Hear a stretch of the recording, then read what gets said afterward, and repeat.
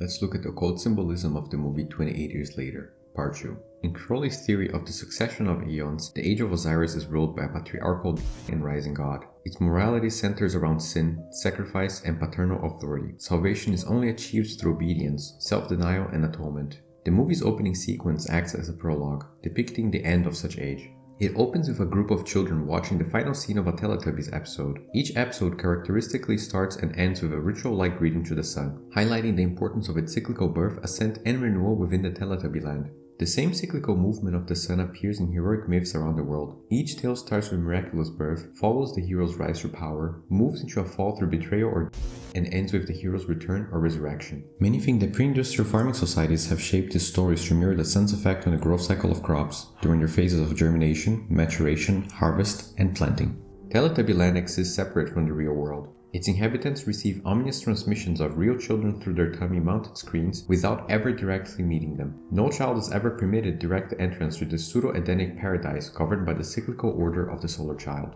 But back to the movie, the Teletubbies clip ends with the setting sun, a sign of the declining solar age, a theme repeated throughout the prologue. Suddenly, the infected bursts into the children's room, splatters across the screen, staining this perfect image of paradise. Only Jimmy escapes and seeks refuge in the nearby church. Here he finds his father, the parish priest. Jimmy describes to him the attack, but his father remains unfazed, instead declaring the arrival of Judgment Day and passing his cross onto him.